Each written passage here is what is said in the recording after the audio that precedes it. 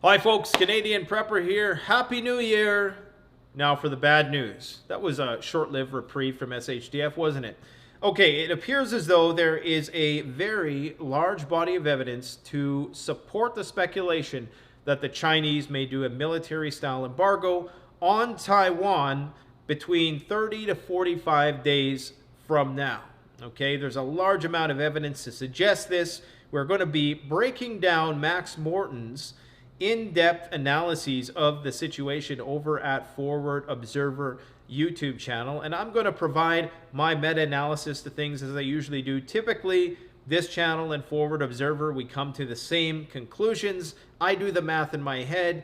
They're military analysts, open source intelligence experts, so they're able to give you the long division form and go over all the individual data points, which is absolutely essential. You shouldn't just take premonitions from a raging preparedness madman like myself. You should, command that we provide you with all of the evidence. But nonetheless, our track record for predictions is fairly accurate. Anyways, enough of all that. Let's talk about why I have this graph of the NASDAQ here, okay? I think this may have something to do with it. If you look at the NASDAQ over the last couple of years, it was hyperinflated after the bubble of 2020, okay?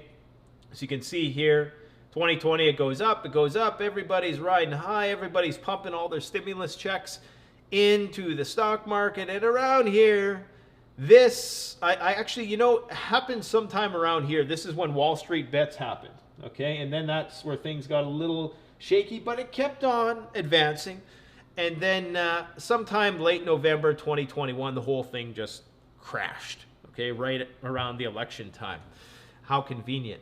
And now it's just been on a downward trend. Now, a lot of people have attributed this downward trend to the fact that this had to fall because it was hyperinflated due to all of the quantitative easing that was occurring. Another explanation, however, for this crash might be that in order for big tech to function, because the NASDAQ is all FANG stocks, Facebook, Amazon, Netflix, Google, etc., etc.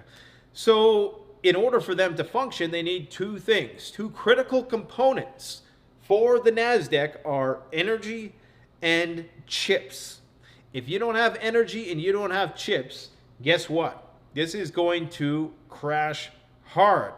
Everybody expected that there would be no energy shortage because remember, early pandemic, energy was really cheap. You couldn't sell oil because of the shutdowns, and everybody was, working remotely and all this stuff. So there were high hopes that the metaverse was going to take off, and everybody was just going to be in their incubators in their homes while getting things delivered from Skip the Dishes every day. Unfortunately, that didn't materialize like they thought.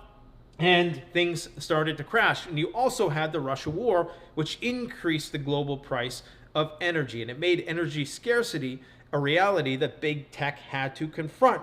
In addition to this, now we are going to likely have chip shortages because TSMC likely is going to burn the boats and the bridges if China makes a military incursion onto their island. And in fact, I think they have said something to that effect, that they will not allow the Chinese to commandeer their nanometer level chip manufacturing facilities that are the best in the world, that provide 90% of all the high-end chips that all of these technology stocks, and not only that, crypto as well, because Bitcoin mining requires lots of energy and requires lots of chips.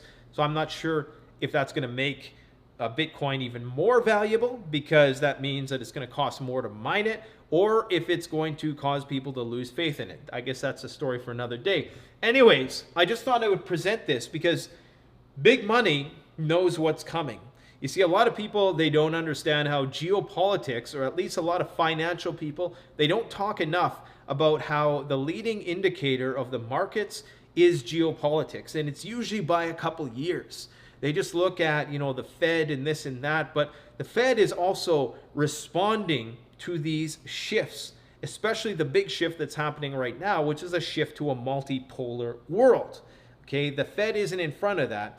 The geopolitics is the leading indicator for all of these things, and not enough people pay enough attention to it. And in fact, a leading indicator to geopolitics is fifth generation warfare, aka social influence, which is why I'm talking about the situation with people like Andrew Tate in my video I did yesterday. Most people can't see the connection, but all of these things are connected. If you can control the minds of people, you can control politics, you control economics, you control whether or not they're going to support going to war. Okay, it's all interconnected, guys. Anyways, let's go over Max Morton over at the Forward Observer YouTube channel, which I would encourage you to check out. I really like this channel because they're really objective. They very, very seldom let politics enter the conversation, and definitely not in a way that's fanatical, and not in a way that's going to alienate any of their viewers. So I really like their open source intelligence expertise that they bring to bear there. Typically, we come to the same conclusions with our disseminations, but I just do all the math in my head, and they give you that long-form division, point-by-point breakdown, which is very, very useful for people. So where should we start here? Obviously, there's a military buildup right now in China. Now, Max's main argument is that the Chinese have a window of opportunity, okay, in order to make an actual landed incursion onto the beaches of Taiwan. And that is going to come about sometime between, I believe it's between May and June, quite possibly, or late March, early May. Because the Taiwan Strait, you know, it's, here's the Taiwan Strait here. You can see all of this traffic, okay? This is another thing. If a war breaks out here, all of this traffic needs to be rerouted in some way, shape, or form. Nobody's going to insure ships moving through a war zone. And there are trillions of dollars of goods that flow through this strait every year. Goods that you go and purchase at Walmart, okay?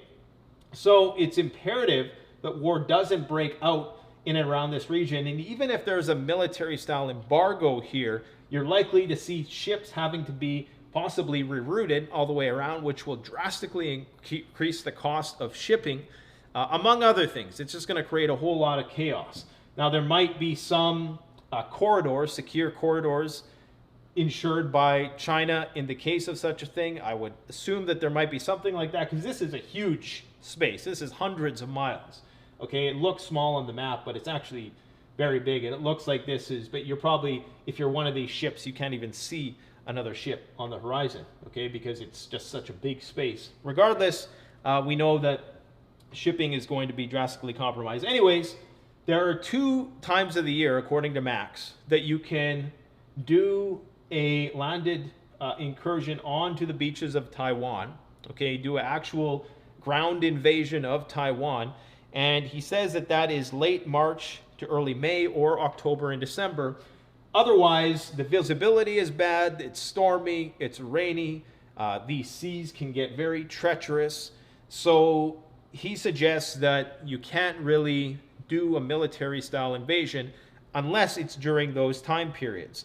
Now, this all coincides with what the Russians are saying, which is what the speculation is in Ukraine, I should say, that the Russians are going to be doing a winter offensive between now and April.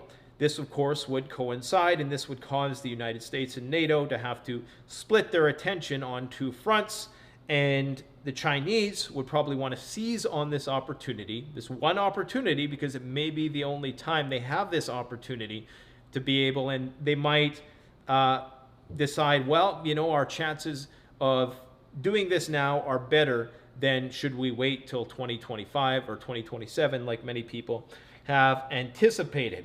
But the reason why 30 days, Max speculates that they could still impose an embargo during this period. And that would bring us to around January 30th. Okay, let's just say theoretically an embargo, military embargo, is placed on Taiwan starting January 30th. By the end of February, Taiwan, who is totally dependent on outside sources for its energy, as well as a lot of other commodities, is going to run out of fuel, and their population is going to start to get hungry because they just simply don't have the stockpiles of energy and food and other resources to last and to have a functioning economy for more than really 30 days. And 30 days is probably being a bit generous. So that means that would put us at around March. Around that time, China now has the weather conditions permitting them to do that ground diversion. You have a weakened Taiwan government.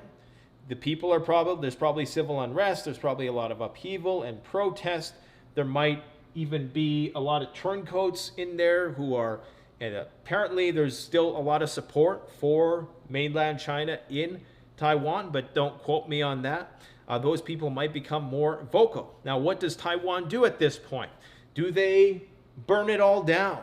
Okay. Does the U.S. get involved at this point? Well, Max doesn't think so, but we're going to bring him on the channel because I think it's important that he can break this all down in greater detail than I can do justice with my synopsis here today. But there are a lot of data points that support that this could potentially play out and why China would want to do this. Because with an embargo, they could potentially avoid a war. Now, China is not historically a very warlike civilization. Okay, they tend to not be that imperialist, not nearly as imperialist as many other nations have been throughout history.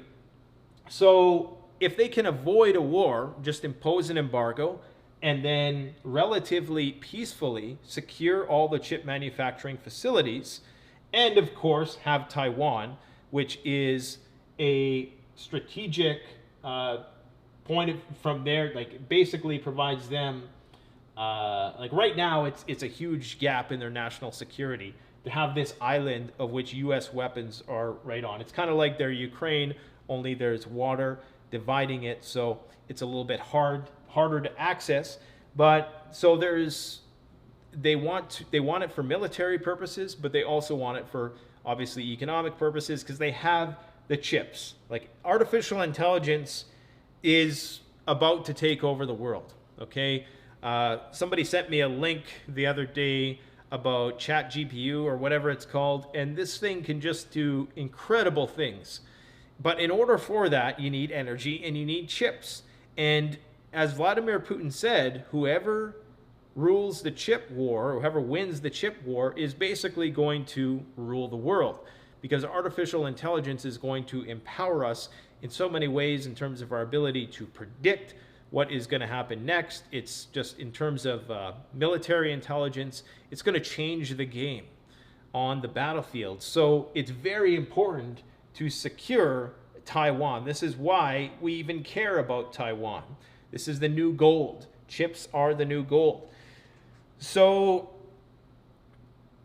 China, according to Max, is worried that the U.S. is going to interfere within these operations. If they were to do a major military operation, they need to make sure that the U.S. does not intervene in the first 4 days, because then they might have another Ukraine quagmire on their hands like the Russians are dealing with right now, where seemingly anyways there's this stalemate, even though both sides will say that they're winning.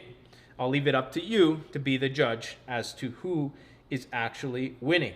Other data points to support this are that there are joint military operations taking place with Russia and China that we've been talking about.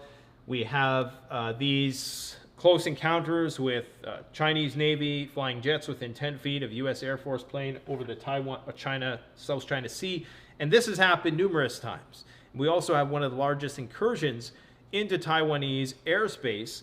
And these incursions, they're saying that they're becoming more and more intense. And they describe it in the interview with Max as a squeeze and release strategy, okay?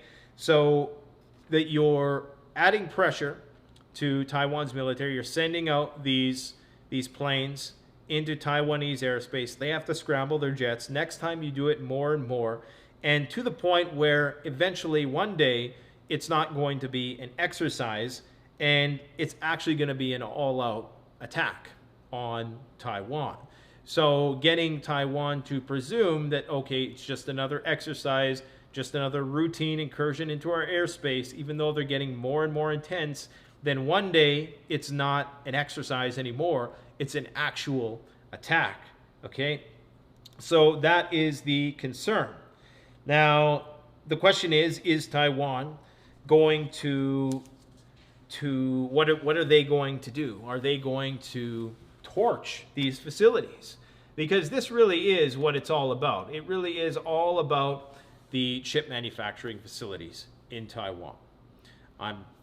Obviously, there's military utility to this region of South China Sea, but the primary driver of this, I'm guessing especially from the US support of Taiwan point of view, is the chips. We need chips in our military, we need chips in our phones, we need chips to ensure that people can keep getting cheap TV sets, you know, because that really has been something that I think has softened the blow of the increased cost of living, the increased cost of rent, food, gasoline, all of these things. Gas is going up again, and that's scary because typically this is the time of year when gas goes down because not a lot of people are commuting as much. Anyways, that's concerning for next year, all right?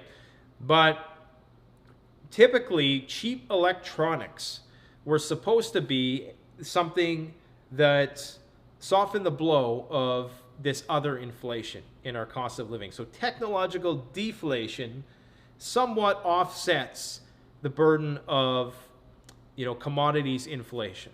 So if you can go and get a TV set, 4K big screen TV for the price of 1 week's worth of groceries, then, you know, you're still relatively happy, right? But for a lot of our generation nowadays, without their electronics, they're going to be absolutely miserable. And the promise of all of this technology and the thing that was driving the NASDAQ up before everything got really sketchy, and you can even make the argument that in November, maybe they anticipated that this thing was going to start with Russia and China and the World War was going to start, and that is why, you know, this just never materialized, and maybe it's now been kicked down the road 10, 20 years, which is what it absolutely will be if these TSMC facilities are torched or whatever the case might be. Even if China does commandeer these facilities, are they going to be able to match the output of Taiwan? So I think there's a lot of unknowns here, but what Max is trying to say, and I'm not trying to put words in his mouth or anything, is that there's a lot of evidence to suggest that this could happen within the next 30 days. And our life would change substantially. It would be, we would take our economic woes that we have right now, and it would take it to the depressionary level in a lot of cases. We're talking about 5 to 10% of the US GDP being slashed as a result of this, not counting, you know, just the discontent that would be in the streets. And this is why they're trying to crack down on anybody who could act as a martyr or a galvanizing force for a bunch of people who are upset, who can't feed themselves paycheck to paycheck, and who are rioting in the streets. So you need that technological deflation to kind of keep people happy. Otherwise, you're going to have technological stagflation in a sense, and that's going to lead to an economic depression. So, and you also need technological deflation to counterbalance the monetary inflation that occurs just from pumping too much money into the system. Okay, so even though, you know, lots of things are cheaper now, like TVs are much cheaper than they were relative to the 1950s or something like that. Everything else is still wildly more expensive relative to that point in time. So this is also going to impact the crypto space, as I've said, because crypto relies on these chips. Crypto needs energy. Russia takes its energy off the market, which it has. It's not selling to nations who impose and enforce the price cap for either oil or gas. That is going to raise the price of energy. If we go into another war, like full war with NATO and Russia, then energy is going to skyrocket. We also have this situation here.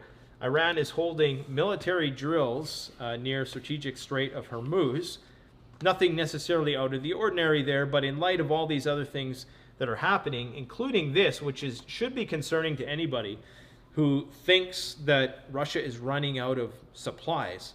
So Russia has provided, or is going to supply Iran with dozens of Sukhoi 35 fighter jets, and these are fairly advanced fighter jets. And you would think that if Russia was fighting this war with NATO, what do they stand to gain from doing this? Obviously, there is that military partnership, and this just adds to the evidence that suggests that the lines between NATO and the East are becoming more cemented and hardened, and these alliances are becoming more emboldened. We also have the issue of this. Okay, this is insane. This is Climate Reanalyzer.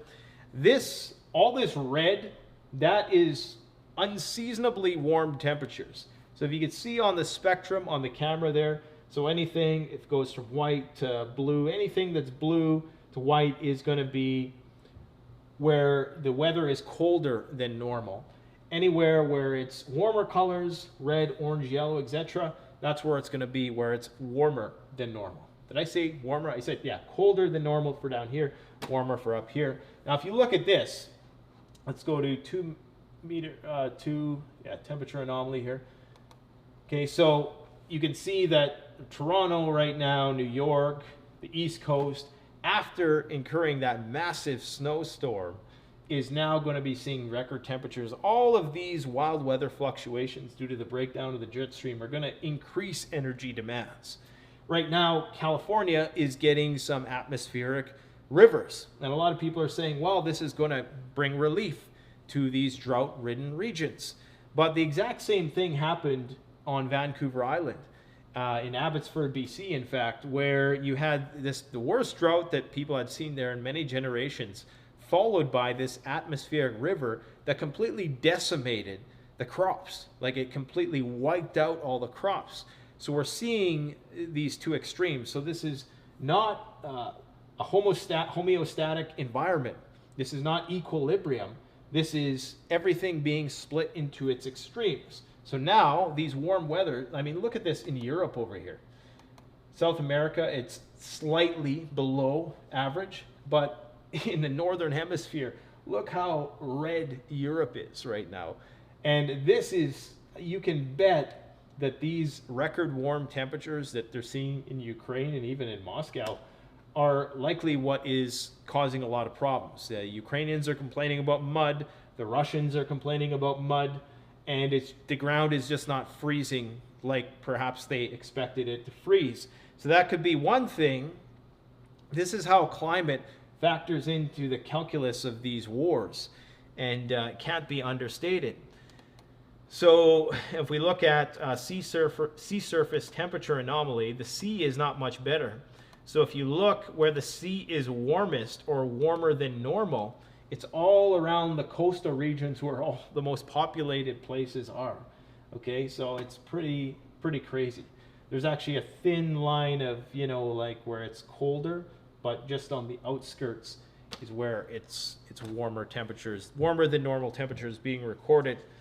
So this suggests that energy demand is going to be increasing, and if China imposes this embargo because they feel as though the timing is right and it's going to be easiest to do it now, then we could see shortages in all of those things that just recently they were trying to liquidate because they couldn't get rid of them.